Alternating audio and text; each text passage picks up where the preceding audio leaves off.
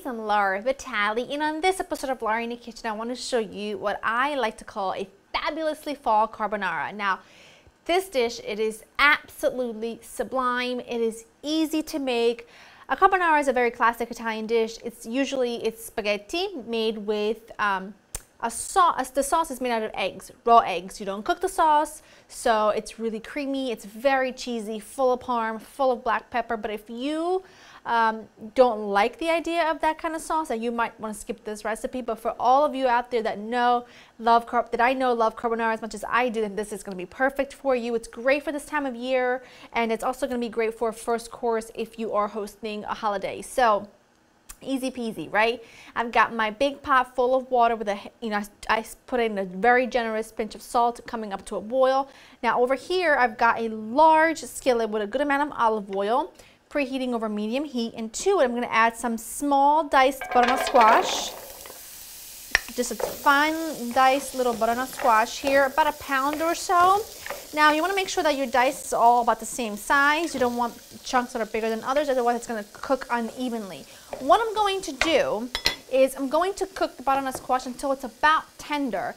I don't want it to fall apart. I don't want it to become a puree, but I want it to be lovely and tender. So it's probably going to take me 10 to 15 minutes. I'm adding a little bit of salt and pepper to this. And I'm just going to keep my eye on it, and then just once I feel like it's where I want it, then I'm going to remove it to a plate and then move forward from there. That looks perfect. I can start to see that some of it is falling apart, so it's exactly where I want it. It's been about 10 minutes. I'm now going to add my onions, and I want this to cook together until the onions kind of develop some color and become a little bit translucent and kind of cook down. So I'm going to say probably like 5 more minutes or so. And then what I'm going to do after the 5 minutes, I'm going to take this out, put it onto a plate, and then I'll show you the next step. That looks lovely. It's exactly what I want. So I just took it out of the pan in the same skillet. I have the residual oil, but not really a whole lot. I'm not going to add any more because I'm going to add lots of pancetta, which pancetta is really like the Italian version of bacon. It's just not, it's skewered, but it's not smoked. I'm also going to add lots of thinly sliced sage. What I'm going to do now is I'm going to cook these at a rather high heat, medium high, because I want the pancetta to render out its fat and become really crispy, and I want that sage to kind of fry into the pancetta juices and into the pancetta fat, and that will become really crispy as well. And then I'm going to just turn this off because I want this pan to lose a lot of its heat before I add the pasta. So once I feel like the pan has cooled down a bit, after the pancetta is crispy, I'm going to turn it off. Then I'm going to add the pasta to the boiling water because I don't want to add my cooked pasta to a really hot pan. Otherwise, I'm going to scramble the eggs. So once this is ready, I'll show you what it looks like, and I'll talk you through the next step. My pancetta and my sage is really lovely and crispy. I got rid of a little bit of the fat because it was too much, but whatever. I just want to keep back like a tablespoon or so. Now I turned it off. Don't need to turn this back on. I'm going to add my squash and my onion back in. Give that a really good stir just to mix it together. But like I said, this is off the heat at this point. Okay, now you have to have everything ready because carbonara, the great thing about carbonara is its texture. And like I said, the sauce should not be cooked at all because if you do, then you'll scramble the eggs and that defeats the purpose of a lovely, creamy, and luscious carbonara. So you want to make sure that you've got your egg mixture ready, which in here I've got four eggs. Make sure you get really good organic from fresh eggs because you're not going to cook this. Lots of freshly grated parm, salt, and good coarse black pepper.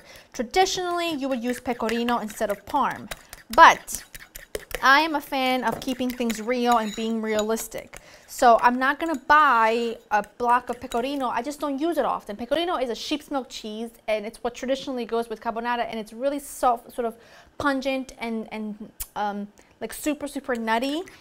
But I just don't use it in a lot of different dishes, so I have to buy a big block of it and it's gonna go bad. So I'm just gonna use parm. I always use parm. I think it works perfectly, and nobody complains. My nonna uses it, so I'm happy. So I'm just giving this a little whisk. You wanna make sure that the mixture is really well combined. So I've got my eggs, I've got my butternut squash, I've got fresh chopped parsley, Now what I'm going to do is I'm going to add my spaghetti to my boiling water.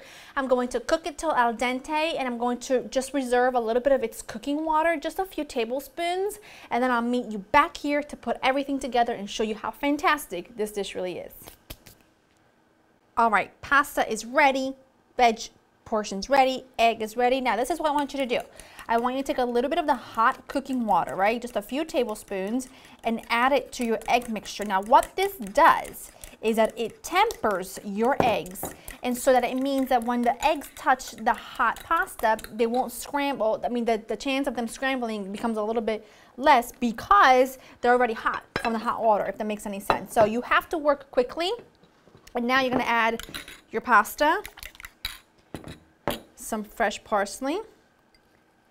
Okay, now this is off the heat, and your eggs, and your egg sauce, if you will, and you're just gonna work as fast as humanly possible to mix all of this together and keep it from turning into big scrambled eggs, which, as you can tell, it's not happening. It's staying really lovely and creamy.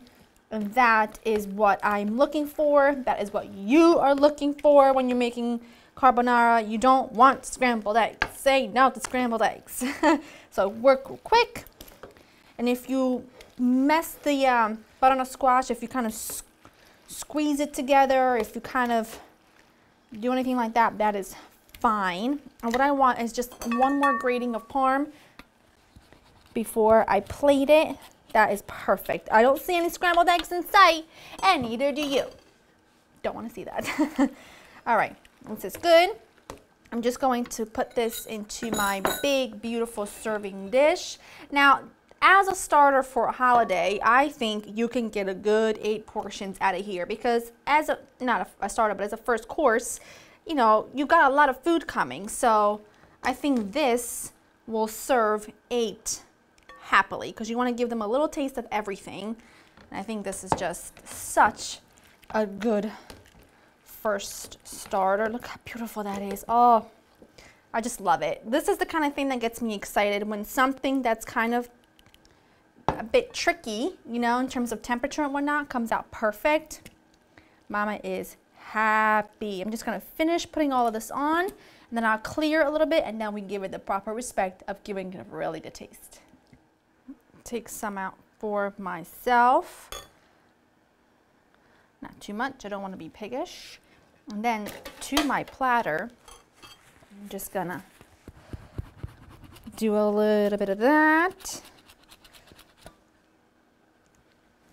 And it's not a holiday until there's cheese everywhere. Sue me.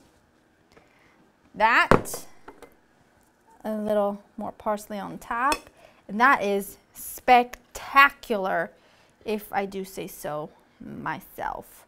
Let me give this a go. I want a little bit of everything. I want pasta, I want squash, I want pancetta, I want it all.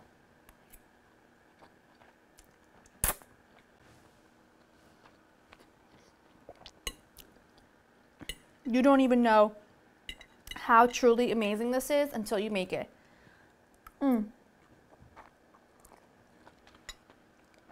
Please don't think that this is going to be eggy at all. You would never know there's egg in this dish. It is just creamy and velvety, and the squash is sweet. The pancetta is salty. It is just such an incredible mix of flavors. It will knock any other pasta dish just out of the park.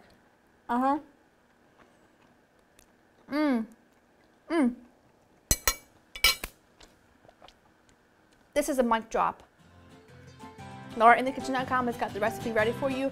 Make it. It is that good. I hope you enjoy spending time with me, and I will see you next time. Bye.